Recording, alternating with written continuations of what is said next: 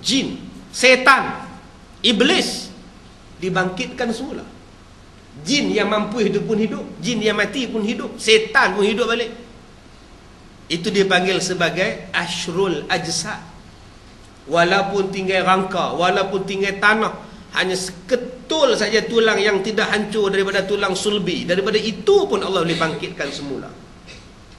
Dalam keadaan kadar kecepatannya hanya tiupan sangkakala. Tiup sangkakala, hidup punya sekejap. Sebab itu P. Ramlee buat dalam cerita pendekar bujang lapuk. Dia tiup trompet. Hantu gigi tu tiup trompet.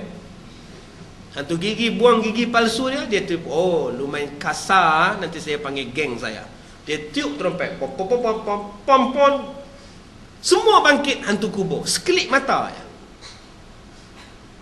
Tengok balik cerita pendekar bujang lapuk 1959. P. Ramlee tiru daripada kisah itu. Wa nufikha fis sur. Ditiupkan sangkakala itu.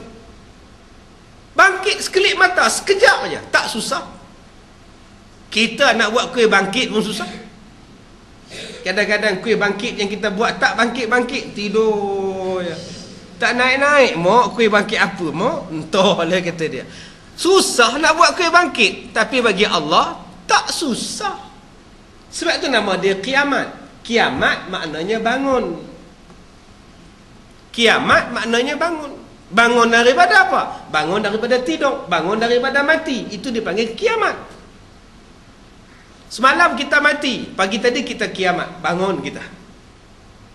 Kiamat itu untuk apa? Kiamat dibangunkan untuk dihisab. Kiamat dibangunkan untuk diterima amalan, dicatat, dikira amalan. Sebab itu Allah Ta'ala sebut dalam ayat itu, inna nahnu nuhyil mauta wa naktubu ma qaddamu. Dan kami tulis apa yang kamu buat dulu-dulu. Qaddamu, dulu-dulu.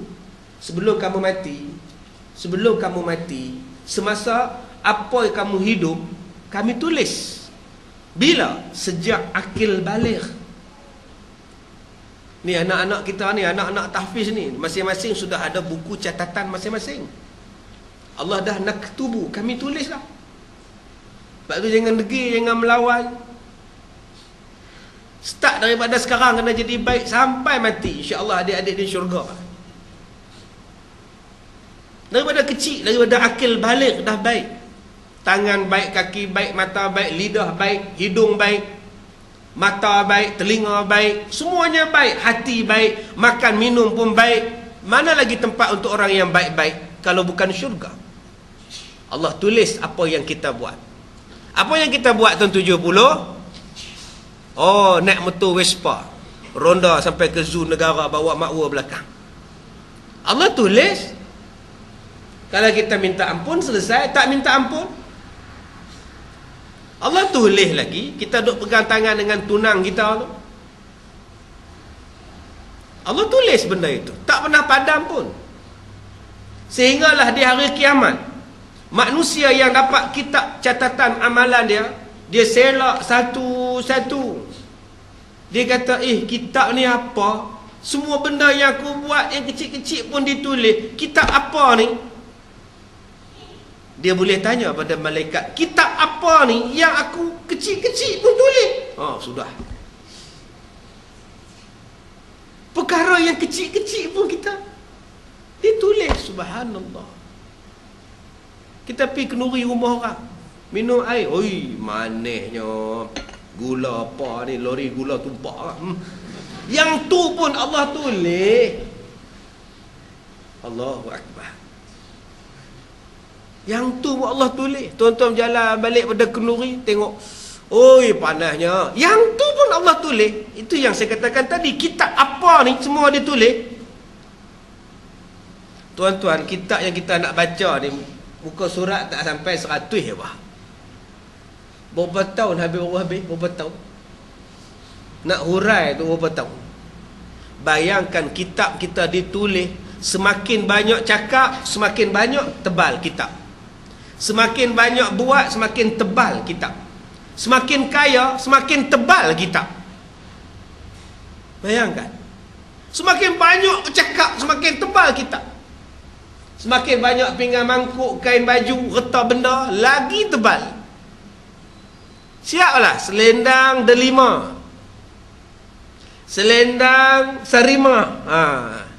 Satu-satu Allah tanya. Selendang delima ni, selendang mutiara ni, kamu beli di mana? Jalan India, Masjid India. Kamu pakai duit apa?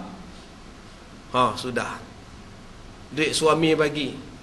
Suami kerja apa? Suami kerja cikgu. Selamat. Kamu beli selendang ni pakai untuk apa? Tak pakai, saja-saja simpan dalam rumah. Sudah. Pasal apa tak pakai kalau hang beli? Itu semakin banyak, semakin terbaik buku. Bila nak habis tuan-tuan? Buku yang nipis macam ni pun lambat nak habis. Kemudian kata Allah, wa naktubu ma qaddamu wa atharahum. Dan kami tulis juga kesan-kesan yang kamu tinggalkan selepas kamu mati. Athar kita panggil jejak. Athar dalam bahasa kita ni jejak. Jejak bertapak. Tahun 84 Sarimah filem. Jejak bertapak. Tuan-tuan, kita juga meninggalkan jejak. Kalau boleh, tinggalkan jejak tapak yang baik-baik. Kesan yang kita tinggal itu adalah umur yang kedua bagi manusia.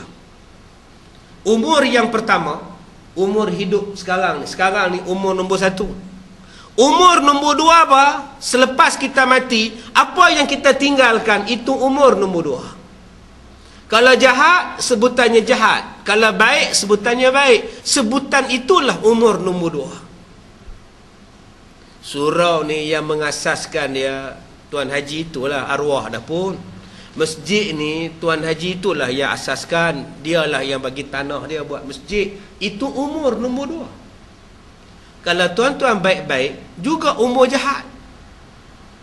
Dulu tapak ni tapak masjid, bapaknya udah wakaf untuk masjid. Datang anak dia pula ambil balik buat banglo. Oi, tak tahulah tu yang kami sekarang ni buat mana-mana tempat je lah. Patutnya tapak dia tu tapak masjid, tapi anak kata pak dia tak bagi. Mana ada bukti dalam geran nama bapak dia, kata dia punya lah, bukan wakaf. Tu yang terpaksa kami buat di sini ustaz. Dia tu ambil tapak masjid, dia buat tapak rumah dia. Sudah. Kalau dia mati 1000 tahun pun orang masih sebut lagi buruk dia. Itu dipanggil asar. Sebab tu saya katakan tadi, tuan-tuan sebelum mati tinggalkan asar-asar yang baik, kesan-kesan yang baik, jejak-jejak yang baik, jejak bertapak yang baik. Jangan tinggalkan jejak-jejak kesan-kesan yang jahat. Wa kullu syai'in ahsaynahu fi imamin mubin. Dan Allah tulis apa yang kamu buat, apa kesan yang kamu tinggal dalam kitab yang sangat dijaga, yang sangat kukuh, yang sangat jelas. Tak ada keliru-keliru, tak ada yang tak faham. Mubin, yang sangat clear.